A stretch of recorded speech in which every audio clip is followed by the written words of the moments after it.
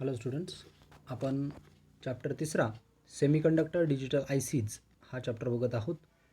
याच्यामध्ये आपण लास्ट लेक्चरमध्ये कॅरेक्टरिस्टिक्स ऑफ आयसीज हा टॉपिक बघितलेला आहे. आजच्या लेक्चरमध्ये आपल्याला TTL फॅमिली बघायची आहे.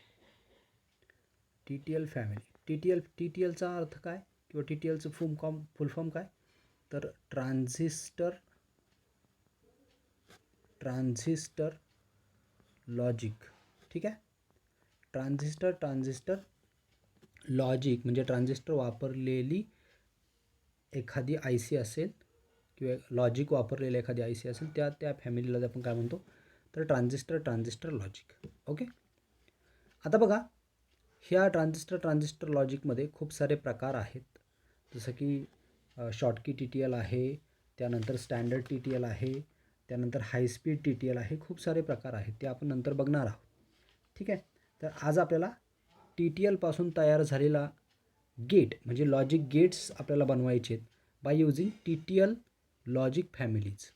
ठीक आहे. किंवा आपण असं म्हणूयात की नॅन्ड गेट आपल्याला तयार करायचं आहे by using transistor.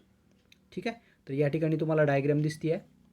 He NAND गेटची डायग्राम आहे. सर्किट डायग्राम जी आहे ती ट्रान्झिस्टर थ्रू आपण काय केलेली आहे, नॅन्ड गेटची डायग्राम तयार केलेली आहे. नॅन्ड गेट कसा होता, जर आपण सिम्बॉल बघितला तर नॅन्ड गेटचा सिम्बॉल या पद्धतीचा होता. राईट. त्याला दोन इनपुट्स होते, ए आणि बी, आणि आउटपुट होतं वाय. ठीक आहे. हा त्याचा सिम्बॉल होता. त्या सिम्बॉलमध्ये काय असणार आहे किंवा ह्या इंटरनल स्ट्रक्चरमध्ये ह्या आय सीच्या आतमध्ये काय असणार आहे, तर या पद्धतीची सर्किट डायग्राम असणार आहे. ठीक आहे. आता बघा, ह्या सर्किट डायग्राम समजून घेण्याच्या अगोदर ही सगळी जी काही सर्किट डायग्राम आहे ती ट्रान्झिस्टरने बनलेली आहे. ट्रान्झिस्टर समजून घेण्याच्या अगोदर आपल्याला किंवा TTL किंवा ती जो काही नॅन्ड गेट आहे तो समजून घेण्याच्या अगोदर आपल्याला ट्रान्झिस्टरचं बेसिक फंक्शन किंवा ट्रान्झिस्टर कसा वर्क करतो, केव्हा ऑन किंवा केव्हा तो ऑफ होतो, ते आपल्याला समजणं गरजेचं आहे. ट्रान्झिस्टरचे दोन फंक्शन आहे. एक आहे स्विच म्हणून ॲक्ट होणे आणि दुसरे म्हणजे ॲम्प्लिफायर म्हणून ॲक्ट होणं. ठीक आहे. तर ह्यामध्ये आपण स्विच म्हणून ट्रान्झिस्टरला ॲक्ट करणार आहोत. ठीक आहे. आता बघा, स्विच दोन प्रकारचा असतो. एक क्लोज स्विच जो आपण या पद्धतीने दाखवतो आणि दुसरा म्हणजे open switch. Right. Close switch म्हणजे इथे कोणताही ओपन सर्किट नसणार आहे, एकदम क्लोज स्विच असणार आहे. सर्किट कंप्लीट होईल. आणि ओपन स्विच या पद्धतीचं असणार आहे, त्या ठिकाणी कोणताही करंट फ्लो होणार नाही. राईट. हे बेसिक गोष्टी आपल्याला माहिती आहेत. ओके. आता नीट समजून घ्या, ट्रान्झिस्टरला 3 टर्मिनल असतात. एक म्हणजे बेस, कलेक्टर आणि इमिटर. डायरेक्शन ज्या बाजूला असेल म्हणजे या प्रकारे त्याला आपण इमिटर असं म्हणतो. ठीक आहे. तो टर्मिनल जो असतो तो इमिटर असतो. इमिटरला नेहमी आपण ग्राउंडला जोडत असतो आणि कलेक्टर जो आहे तो नेहमी आपण प्लस VCC म्हणजेच काय, तर प्लस टर्मिनलला आपण जोडत असतो. आणि बेस जो टर्मिनल आहे हा कंट्रोल करतो की ट्रान्झिस्टर ऑन आहे की ऑफ आहे. ठीक आहे. आता नीट समजून घ्या. बघा, ज्या वेळेस हा ट्रान्झिस्टर जो आहे तो क्लोज स्विच म्हणून ॲक्ट होतो. केव्हा क्लोज स्विच, आता हा जो काही ट्रान्झिस्टर हा NPN प्रकारचा ट्रान्झिस्टर. कोणता? NPN transistor. हा NPN ट्रान्झिस्टर ऑन केव्हा होईल, ज्यावेळेस ह्याच्या बेसला जर 1 व्होल्टेज भेटलं. किती? 1 व्होल्टेज म्हणजे काय, हाय लेवल. ठीक आहे. High level voltage. मग हाय लेवल व्होल्टेज म्हणजे काय, तर आपण त्या दिवशी आपण व्होल्टेज पॅरामीटरमध्ये बघितलेलं आहे की बाबा 2 इनपुटला जर 2 व्होल्टपेक्षा जास्त 5 व्होल्टपर्यंत जर व्होल्टेज आलं तर आपण त्याला काय म्हणतो, हाय म्हणतो. आणि 0 पासून तर 0.4 पर्यंत लो व्होल्टेज म्हणतो. राईट. हे आपल्याला सगळ्यांना माहिती आहे. आपण आता इन टर्म्स ऑफ लॉजिकमध्येच म्हणूयात की लॉजिक 0 आणि लॉजिक 1. राईट. तर लॉजिक जर 1 आलं म्हणजे 1 जर इनपुट दिलं म्हणजे हाय व्होल्टेज जर इनपुट दिलं, बेसला जर भेटलं, तर हा जो काही तुमचा NPN ट्रान्झिस्टर आहे हा क्लोज स्विच म्हणून ॲक्ट होतो. मग क्लोज स्विच कसा, तर तो या ठिकाणी इमिटर आणि कलेक्टरमध्ये क्लोज स्विच म्हणून ॲक्ट होतो. राईट. म्हणजे या पद्धतीने तो काय होईल, क्लोज होईल. राईट. म्हणजे इमिटरचा जो काही करंट आहे या ठिकाणी आपण म्हणूयात की या ठिकाणी तुमचं आउटपुट असणार आहे ट्रान्झिस्टरचं. या ठिकाणी तुमचं आउटपुट जे आहे, आउटपुटला तुम्हाला काय भेटेल, 0 आउटपुट मिळेल. काय काय समजलं तुम्ही? ज्यावेळेस बेसला जर 1 व्होल्टेज दिलं त्यावेळेस it act as a close switch, हा क्लोज स्विच म्हणून ॲक्ट होईल आणि हे इमिटर जे काही व्होल्टेज आहे म्हणजे ग्राउंड व्होल्टेज जे आहे ते आउटपुटला येईल. राईट? समजले सगळ्यांना? आणि म्हणून तुम्हाला काय भेटेल, ग्राउंड जर आउटपुटला भेटला म्हणजे काय भेटेल, 0 आउटपुटला मिळेल. समजलं ही केस फर्स्ट. आता केस सेकंडला काय होऊ शकतं बघा. केस सेकंड जर तुमचा इनपुट जे आहे म्हणजे लॉजिक जे आहे बेसला जर ते 0 असेल तर काय होईल, तर तुमचा ट्रान्झिस्टर जो आहे तो इट ॲक्ट जो ओपन स्विच म्हणून ॲक्ट होईल आणि हा जो काही टर्मिनल आहे आउटपुट टर्मिनल, या टर्मिनलपाशी आउटपुट टर्मिनल आपण त्याला म्हणतो, या आउटपुट टर्मिनलला तुम्हाला काय भेटेल, तर हाय व्होल्टेज भेटेल 1. कारण का, कारण आता इमिटर वरच्या बाजूला जाऊ शकत नाही कारण इथे ओपन स्विच आहे म्हणजे इथपर्यंतच तुमचं इमिटर येऊन थांबेल. राईट? आणि वरचं जे काही VCC आहे ते कुठे येईल, आउटपुट साईडला येईल म्हणजे काय, 1 व्होल्टेज तुम्हाला आउटपुट साईडला मिळेल. समजलं? बेसिकली काय सांगितलं की जर हा तुमचा ट्रान्झिस्टर आहे, इथे तुमचा आउटपुट आहे. आता मी बेस कलेक्टर म्हणत नाही, जर बेसला तुमच्या 0 दिलं तर काय येईल, आउटपुट 1 येईल. ठीक आहे, इन्व्हर्ट झालं. आणि जर 1 दिलं तर काय भेटेल, 0 भेटेल. समजलं आहे सगळ्यांना नक्की? ओके, कसं भेटतं क्लोज स्विच ओपन स्विच, त्या थ्रू इथे तुम्हाला या ठिकाणी आउटपुट भेटणार आहे. समजलं आहे सगळ्यांना नक्की? आणि हे कुठे होते, फक्त NPN ट्रान्झिस्टरसाठी. आता सगळे आपल्याला NPN ट्रान्झिस्टर आहेत त्यामुळे आपण NPN ट्रान्झिस्टरचाच स्टडी करणार आहोत. समजलं आहे? ठीक आहे. आता आपण या डायग्रामचं कन्स्ट्रक्शन बघूयात थोडक्यामध्ये. ही जी काही TTL NAND गेट आहे, तो TTL NAND गेट जो आहे तो या ठिकाणी तुमचं आउटपुट आहे, या टर्मिनलपासून इथे आहे तुमचं आउटपुट. राईट? आता बघा कन्स्ट्रक्शन काय सांगतं आहे, नीट लक्ष द्या. कन्स्ट्रक्शनमध्ये कन्स्ट्रक्शनमध्ये आपण ट्रान्झिस्टर किती वापरलेले आहेत, तर इथे आहे T1, इथे आहे T2, इथे आहे T3 आणि इथे आहे T4. म्हणजे टोटल आपण 4 ट्रान्झिस्टर आपण यूज केलेले आहेत. T1, T2, T3, T4 4 transistor use केलेले आहेत. त्यापैकी जर तुम्ही T1 बघितला, बघा T1 बघितला तर T1ला 2 इमिटर दिसत आहे तुम्हाला. इथे एक टर्मिनल आहे, इथे एक टर्मिनल आहे, म्हणजे डबल त्याला इमिटर आहे. म्हणजे इथे जो काही T1 यूज केलेला आहे हा स्पेशल टाईपचा इमिटर ट्रान्झिस्टर आहे, ज्याला म्हटलं जातं मल्टिपल इमिटर ट्रान्झिस्टर. काय आहे T1, तर T1 आहे तुमचा मल्टिपल इमिटर ट्रान्झिस्टर. मी पूर्ण शब्द लिहित नाही, ट्रान्झिस्टर आहे. Okay, multiple emitter transistor T1 आहे. त्यानंतर T2, T3, T4 हे काय आहेत, तर NPN नॉर्मल ट्रान्झिस्टर आहेत. ठीक आहे, T1 हा सुद्धा NPNच ट्रान्झिस्टर आहे, मात्र तो T1 कसा आहे, मल्टिपल इमिटर ट्रान्झिस्टर आहे. ओके, आणि T2, T3, T4 म्हणजे T2, T3, T4 हे काय आहेत, तर नॉर्मल ट्रान्झिस्टर NPN ट्रान्झिस्टर आहे. ओके, त्यानंतर आपण काय सांगणार आहे की ते डायोड पण यूज केलेले आहेत, त्या डायोडबद्दल सांगू आपण. तर डायोड D3, त्याच्यानंतर डायोड D1 आणि D2. तर सगळ्यात अगोदर आपण 3 डायोड यूज केलेले आहेत, D1, D2, D3, D. ठीक आहे, तर D1 आणि D2 हे जे 2 ट्रान्झिस्टर आपण या ठिकाणी यूज केलेले आहेत, तर हे 2 ट्रान्झिस्टर काय यूज केलेले आहेत, तर बघा इनपुट साईडला ज्यावेळेस आपण स्विच देणार आहेत म्हणजे ABला आपण NAND गेट म्हणून यूज करणार आहे, बरोबर. मग इनपुट देणार आपण 0 0 किंवा 0 1 किंवा 1 0 किंवा 1 1, बरोबर ना. 4 पॉसिबिलिटीज असतील, 2 इनपुट्स आहेत म्हणून. राईट? तर मग इनपुट देताना जर फास्ट स्विचिंग झालं तर त्यावेळेस त्या ठिकाणी काय होतं, तर जे काही डिस्टर्बन्स किंवा आपण त्याला काय म्हणूयात, क्लॅम्पिंग सिग्नल क्रिएट होत असतो. मग हा क्लॅम्पिंग सिग्नल किंवा रिंगिंग इफेक्ट आपण त्याला म्हणूया. ठीक आहे, तर रिंगिंग इफेक्ट काढून टाकण्यासाठी, रिंगिंग इफेक्ट केव्हा क्रिएट होतो, ज्यावेळेस इनपुट जे आहे ते फास्ट स्विचिंग होतं. म्हणजे बघा इनपुट जे आहे तुमचं AB,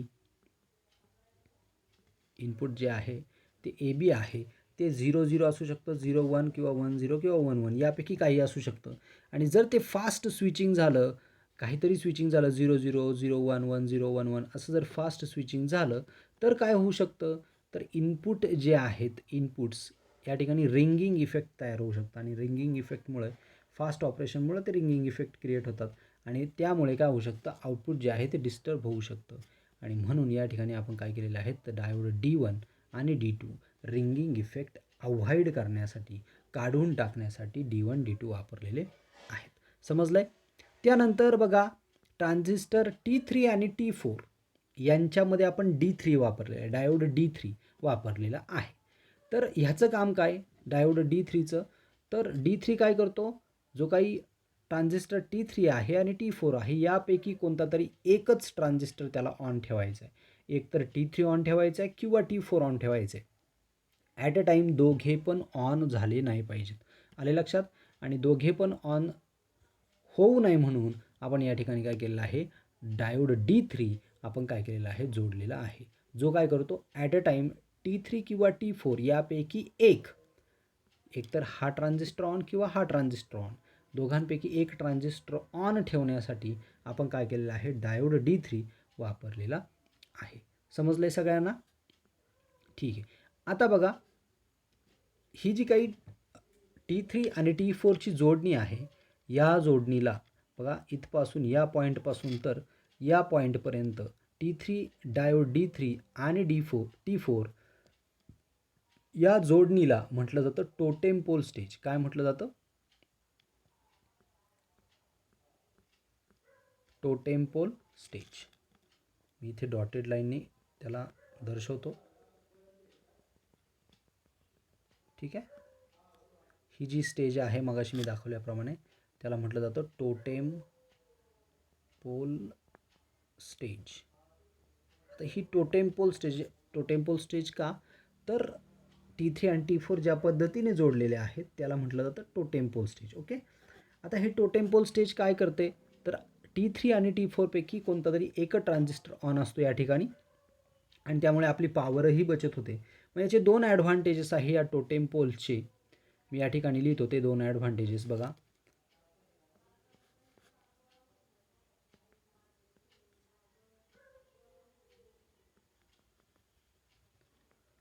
टोटेम पोलचे दोन ॲडव्हान्टेजेस आहेत. पहिलं ॲडव्हान्टेजेस जे आहे टोटेम पोलचं ते पहिलं ॲडव्हान्टेजेस आहे की व्हेरी लो आउटपुट इम्पिडन्स. ठीक आहे. Output impedance is low.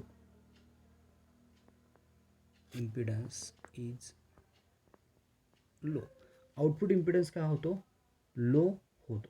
ठीक आहे. इन बोथ केसेस ज्यावेळेस आउटपुट 0 असेल किंवा हाय असेल in both cases the output impedance is low. बघा कोणतीही सिस्टीम जर असेल त्याचा इनपुट इम्पिडन्स हा जास्त असावा आणि आउटपुट इम्पिडन्स कसा असला पाहिजे कमी असला पाहिजे. आले लक्षात. तर ती सिस्टीम कसे असेल बेटर असते. ही बेसिक गोष्ट लक्षात ठेवा. इम्पिडन्स या शब्दाचा अर्थ आपण मागे समजून घेतला होता. इम्पिडन्स म्हणजे काय तर अपोजिशन. राईट. Total opposition. ठीक आहे. तर अपोजिशन आउटपुट साईडला कमी असावं इनपुट साईडला अपोजिशन जास्त असावं. ठीक आहे. हे बेसिकली समजून घ्या. दुसरे ॲडव्हान्टेजेस आहे की it gives a low time constant. That means the output can change one state to the another state very fast.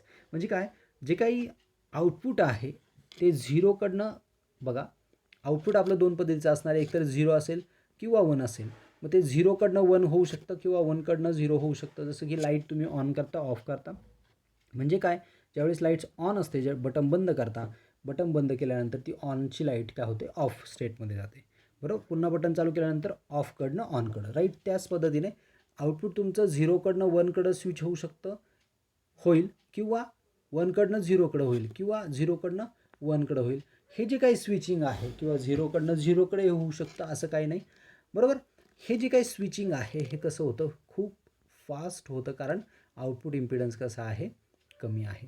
आणि जर आउटपुट इम्पिडन्स कमी असेल म्हणजेच दुसरा ॲडव्हान्टेजेस हा पहिल्या ॲडव्हान्टेजेसवरच डिपेंड असेल. म्हणजेच आपण काय म्हणू शकतो त्याला प्रोपोगेशन डिले. आठवलं आहे. प्रोपोगेशन डिले म्हणजे जर हे काही स्विचिंग जर असेल ते कसं फास्ट असेल म्हणजे तुमची सिस्टीम कशी आहे फास्ट आहे म्हणजे प्रोपोगेशन डिले काय असेल त्या ठिकाणी कमी. राईट. मग ह्या जे काही टोटेम पोल स्टेज आहे म्हणजे T3 आणि T4च्या जोडणीला टोटेम पोल स्टेज म्हणतात आणि त्याचे दोन ॲडव्हान्टेजेस सांगितले. एक की आउटपुट इम्पिडन्स हा कमी आहे आणि दुसरा स्विचिंग जे आहे आउटपुटचं ते फास्ट होतं. म्हणजेच काय तर प्रोपोगेशन डिले कसा असतो कमी असतो. समजले सगळ्यांना. आणि म्हणून आपण टोटेम पोल स्टेज या ठिकाणी वापरलेली आहे आउटपुट स्टेज म्हणून. समजले सगळ्यांना नक्की. तर या ठिकाणी त्याचं कन्स्ट्रक्शन आणि टोटेम पोल कसा वर्क करतो किंवा का महत्त्वाचा आहे हे आपण समजून सांगितलं. परीक्षेला कधीकधी बऱ्याच वेळा ह्या टोटेम पोल स्टेजबद्दल विचारलं गेलेलं आहे. बोर्डाच्या एक्झामला असं प्रश्न विचारला की टोटेम पोल स्टेज का महत्त्वाचा आहे. ठीक आहे. आणि तो कसा यूज करतात किंवा का तो गरजेचा आहे. Why need the totem pole stage at the output of TTL, NAND or NOR. ठीक आहे. तर हा प्रश्न महत्त्वाचा आहे. त्याचे हे दोन ॲडव्हान्टेजेस प्लस ती जी काही कन्सेप्ट आहे ती तुम्हाला समजून सांगायची आहे. आता आपण जाऊयात वर्किंगकडे. ठीक आहे. आता ह्या डायग्रॅमचं आपल्याला वर्किंग समजून घ्यायचं आहे. आता डायग्रॅम आपण काढलेली आहे कोणती तर TTL NANDची डायग्रॅम आपण काढलेली आहे. बरोबर. म्हणजेच काय या डायग्रॅमने कशासारखं वर्क केलं पाहिजे तर NAND गेटसारखं वर्क केलं पाहिजे. NAND गेटचं आपण त्याच्यासाठी काय करूयात ट्रूथ टेबल काढूयात. राईट. NAND गेट कसा होता असा होता. राईट. त्याला दोन इनपुट आहेत A, B आणि Y हे आउटपुट आहे. NAND गेटचा ट्रूथ टेबल कसा आहे सगळ्यांना आठवतोय कसा होता. इनपुट्स काय असतील 0 0 0 1 1 0 किंवा 1 1 यापैकी या पॉसिबिलिटीपैकी एक पॉसिबिलिटी कोणती तरी असू शकते. राईट. मग आउटपुट काय येतील बघा. आउटपुट काय येतील. NAND गेट म्हणजे काय तर कुणाच्या अपोजिट त्याचा बुलियन अल्जेब्रा किंवा बुलियन इक्वेशन काय होतं A.Bचा टोटल बार. राईट. इक्वेशन याच्यामध्ये टाकून आन्सर काढू शकता किंवा सिम्पल आपल्याला माहिती आहे NAND गेट म्हणजे काय तर अँड गेटच्या अपोजिट आहे. राईट. म्हणजे काय गुणाकार करायचं आलेल्या उत्तराचं इन्व्हर्स लिहायचं. राईट. 0 0 गुणाकार काय येईल 0 आणि 0चा इन्व्हर्स काय येईल 1. किंवा ज्यांचा ट्रूथ टेबल पार्ट नाही त्यांनी काय करू शकतात याच्यामध्ये व्हॅल्यू टाकू शकतात. 0.0चा बार म्हणजे काय 0 × 0 0 त्याचा वरती बार जर केला तर तुम्हाला आन्सर काय भेटेल 1. राईट. या पद्धतीने सॉल्व करू शकता तुम्ही. ठीक आहे. ओके. नेक्स्ट आहे 0 × 1 आन्सर येईल 0. त्याचंही अपोजिट जर केलं किंवा काय म्हणू आपण त्याला कॉम्प्लिमेंट जर केलं तर आउटपुट येईल 1. नेक्स्ट आहे 1 × 0 आन्सर येईल 0 आणि 0चं कॉम्प्लिमेंट 1 आणि 1 × 1 आन्सर येईल 1 आणि तुमचं त्या 1चं कॉम्प्लिमेंट येईल 0. म्हणजे ही जर आउटपुट बघितलं तर completely opposite to the AND gate आहे. समजलं सगळ्यांना. ओके. म्हणजे या पद्धतीचं तुमचं आउटपुट आलं पाहिजे. कोणत्या डायग्रामचं या डायग्रामचं. या ठिकाणी दोन इनपुट्स आहेत एक A आहे आणि एक B आहे आणि इथे तुमचा आउटपुट आहे Y. ठीक आहे. आता एक एक स्टेप आपण समजून घेऊया. बघा. आता इन केस फर्स्ट समजा जर तुमचं इनपुट काय असेल 0 0 किंवा 0 1 किंवा 1 0. बघा नीट समजून घ्या. 3 केस आपण एकत्र दिलेले आहेत. म्हणजे कोणत्या 3 केस तर बघा ह्या 3 केस 0 0 0 1 आणि 1 0. म्हणजे ह्या 3 केसही आपण एकत्र घेतलेले आहेत कारण त्यांचं आउटपुट एकच आहे 1 1 आणि 1. बघा मग आउटपुट 1 येते का नाही बघा. 0 0 0 1 1 0. राईट. मगाची जर आपण डायग्राम बघितली आपण या ठिकाणी डायग्राम बघितली होती की ट्रान्झिस्टर जो आहे त्या ट्रान्झिस्टरच्या बेसला काय व्होल्टेज भेटल्यावर काय आउटपुट येतं. 0 असेल तर आउटपुट येतं 1. कलेक्टरला काय भेटतं आउटपुट 1 भेटतं आणि जर बेसला जर 1 असेल तर कलेक्टरला काय भेटतं 0. राईट. हे आपण शिकलेलो आहोत.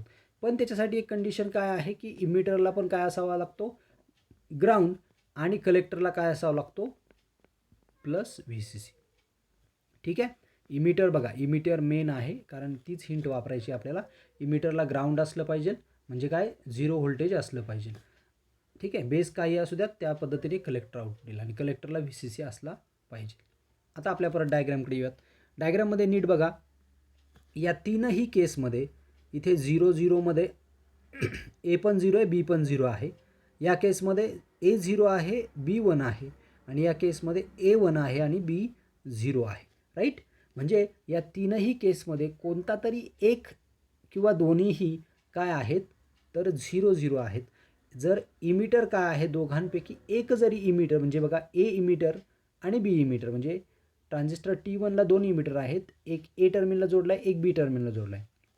यापैकी एकही जरी ग्राउंडला असेल तर दुसरा काय देईल आउटपुट. एक जरी ग्राउंड असेल म्हणजे 0 असेल तरी हा ट्रान्झिस्टर काय होणार it act as a close switch. कारण त्याच्या बेसला बघा बेसला डायरेक्टली प्लस VCC आपण जोडलेला आहे म्हणजे 1 दिलेला आहे बेसला. बेसला जर 1 दिला म्हणजे it act as a close switch. मगाच्या डायग्रामकडे जाऊयात बघा. या डायग्रामकडं जर त्याला काय दिलं 1 जर दिला तर तो क्लोज स्विच म्हणून ॲक्ट होतो. इकडचं खालचं ग्राउंड वरती जातं आणि आउटपुट भेटतं तुम्हाला 0. म्हणून 1चं आउटपुट येतं 0 आणि 0चं आउटपुट काय येतं 1. कारण का it act as a open switch. He basic concept लक्षात ठेवा. तसंच इथे ए आणि बी पैकी दोघांपैकी एक किंवा दोघंही जरी काय असतील म्हणजे 0-0 केसला किंवा 0-1 केसला किंवा 1-0 केसला काय होतं आहे तर दोघांपैकी एक किंवा दोन्ही पण जर 0 असतील तर तुमचा T1 ट्रान्झिस्टरच्या इमिटरला ग्राउंड भेटतं. याचा अर्थ तो काय झाला ऑन झाला. म्हणजे काय it act as a close switch. हा क्लोज स्विच म्हणून ॲक्ट झाला. हा जर क्लोज स्विच म्हणून ॲक्ट होत असेल तर काय होते बघा क्लोज स्विच म्हणून ॲक्ट होत असेल तर कलेक्टरला आउटपुट काय येईल 0. राईट? इथे काय आलं 0. आता हे कलेक्टर कोणाच्या बेसला जोडलेलं आहे तर T2च्या बेसला जोडलेलं आहे या ठिकाणी बघा. राईट? T2च्या काय केलेलं असेल बेसला जोडलेलं आहे आणि ते बेसला जर 0 व्होल्टेज असेल तर ट्रान्झिस्टर T2 ऑन होईल का नाही. ठीक आहे. या ठिकाणी T2 ऑन होणार नाही. It act as a open switch. हा ओपन स्विच जर असेल तर कलेक्टरला काय व्होल्टेज क्रिएट होतं बेसला जर 0 तर कलेक्टरला काय होतं 1 व्होल्टेज क्रिएट होतं आणि जर ते 1 व्होल्टेज असेल बघा नीट समजून घ्या ते जर 1 व्होल्ट जर क्रिएट होत असेल तर ट्रान्झिस्टर T3 आता इथे काय होईल ऑन होईल. बेसला 1 भेटला तो ट्रान्झिस्टर T3 ऑन झाला. It act as a close switch. तो क्लोज स्विच म्हणून ॲक्ट होईल आणि आउटपुट काय देईल ह्या पद्धतीने आउटपुट येईल इकडे 1 आउटपुट येईल. आणि T4 काय असेल त्यावेळेस इथे जर ओपन स्विच असेल T2 तर खालच्या बाजूला काहीच व्होल्टेज येणार नाही बरोबर ना प्लस ना मायनस. त्याच्यामुळं ट्रान्झिस्टर T4 काय होईल ऑफ. ट्रान्झिस्टर T3 काय झाला ऑन. राईट? आणि T2 तुमचा ऑफ. समजले सगळ्यांना? परत एकदा समजून सांगतो बघा नीट.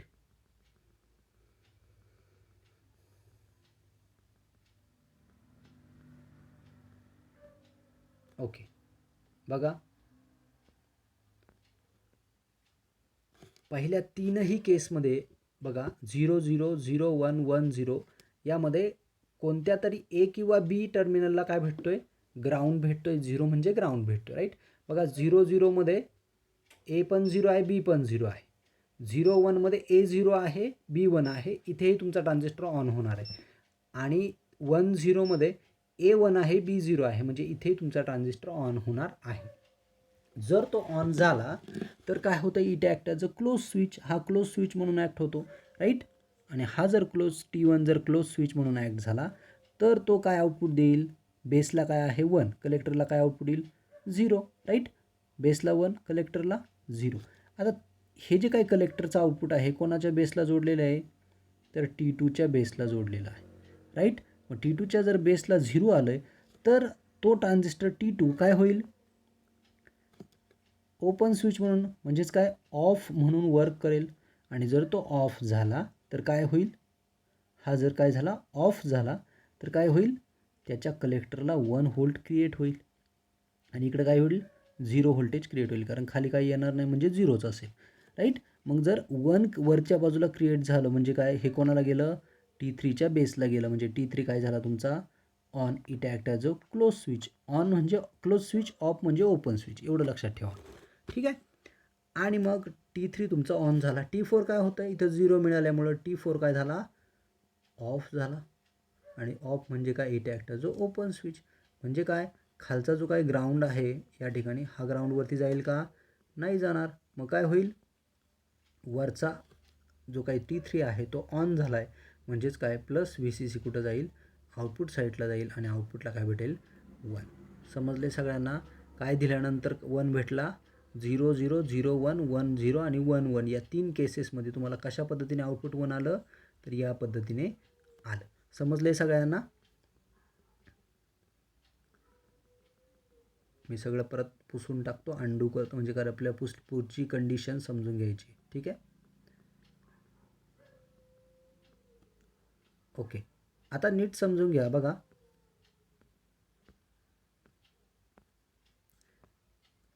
आता ह्या केसमध्ये आपल्याला काय भेटलं? आउटपुट 1. इथे पण 1 भेटलं आणि इथे पण 1 भेटलेलं आहे. आता शेवटची केस आपल्याला चेक करायची की ज्यावेळेस A1 असेल आणि B1 असेल त्यावेळेस काय होईल? बघा, परत डायग्रामकडे जाऊयात.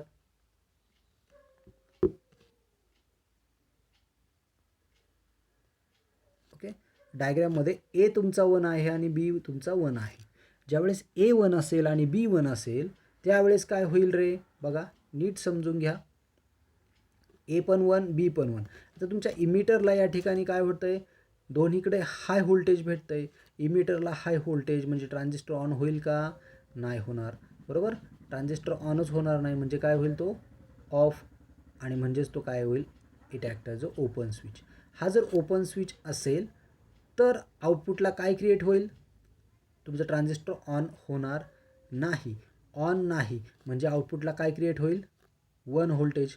मी मगाशी सांगितल्याप्रमाणे ट्रान्झिस्टरला ज्यावेळेस तो ऑन होतो, राईट, ट्रान्झिस्टर ज्यावेळेस ऑन होतो त्यावेळेस काय होतं? त्याला आउटपुटला 0 व्होल्टेज देतो, कारण का? इथे तो क्लोज स्विच म्हणून ॲक्ट होतो. आणि ज्यावेळेस तो ऑफ असेल, म्हणजे काय? It act as a open switch, म्हणजे आउटपुटला काय येईल? 1 व्होल्टेज येईल. ठीक आहे. परत या आपल्या जागेवर. बघा, ऑफ आहे, 1 व्होल्टेज आला कलेक्टरला. आता जर 1 व्होल्टेज आलं तर हे कोणाला जाईल? 1 व्होल्टेज कोणाला जाईल? बेसला. बेस ऑफ T2च्या बेसला जाईल. T2च्या बेसला गेल्यानंतर T2 काय होईल? आता ऑन होईल, कारण त्याला बेसला 1 व्होल्टेज भेटलं, तो झाला on. It act as a close switch म्हणून जर ॲक्ट झाला तर हे 1 व्होल्टेज कुठं जाईल? खालच्या बाजूला इमिटरकडे जाईल, कारण बेसकडनं इमिटरकडं करंट फ्लो होत असतो. मग इमिटरकडं काय जाईल? त्याचा तो 1 व्होल्टेज जाईल. आणि वरती काय जाईल रे? काहीच नाही जाणार, म्हणजे काय? 0 व्होल्टेज, राईट. का किंवा आपण असं म्हणू शकतो बेसला 1 तर आउटपुट कलेक्टरला 0. आता या ठिकाणी तुमचं आउटपुट आलेलं आहे किंवा कलेक्टर आला आहे 0. कलेक्टर जर 0 म्हणजेच काय? तो कलेक्टर कोणाला गेलेला आहे? बेस ऑफ T3, म्हणजे तुमचा T3 काय होईल? या ठिकाणी ऑफ होईल, म्हणजे it act as a open switch. आता वरचं VCC खाली येणार नाही, कारण हा काय झाला आहे? ऑफ, म्हणजे काय झाला आहे? ओपन स्विच झालेला आहे. खालच्या बाजूला जर बघितलं तर T4 आता काय झाला आहे? 1 भेटलेला आहे T4च्या बेसला, तर तो काय होईल? आता on. It act as a close switch. जर तो क्लोज स्विच झाला तर इथलं ग्राउंड कुठं जाईल? आउटपुटकडं जाईल. वरती जाईल का? इथून वरती जाईल का? नाही जाणार, कारण इथे काय? D3 आपण डायोड जोडलेला आहे, म्हणून वरती जाणार नाही, राईट. म्हणून आउटपुट काय आला? तर 0. हे आउटपुट कुठं जाईल? हे ग्राउंड जे कुठे जाईल? आउटपुट साईडला जाईल आणि तुम्हाला आउटपुट भेटेल 0. म्हणजेच काय? ज्यावेळेस इनपुट 1 1 होतं त्यावेळेस आउटपुट आलं 0. चेक करा. आउटपुट होतं 1 1 त्यावेळेस, इनपुट होतं 1 1, A आणि B 1 1 होता, त्यावेळेस तुमचा आउटपुट आलेला आहे 0. अशा प्रकारे तुमचा जो काही ही जी काही डायग्रॅम आहे, ही डायग्रॅम कोणासारखी वर्क करते? तर तुमच्या TTL नॅन्ड गेटसारखी, बरोबर, नॅन्ड गेटसारखी वर्क करते. आणि म्हणून याला काय म्हणायचं? TTL म्हणजे ट्रान्झिस्टर लॉजिकने बनवलेली नॅन्ड गेटची IC. समजलं सगळ्यांना नक्की? तर अशा प्रकारे हा TTL नॅन्ड गेट वर्क करतो. ठीक आहे. नेक्स्ट लेक्चरला आपल्याला TTL NOR ही डायग्राम समजून घ्यायची आहे. ठीक आहे. इथं आपण थांबतो.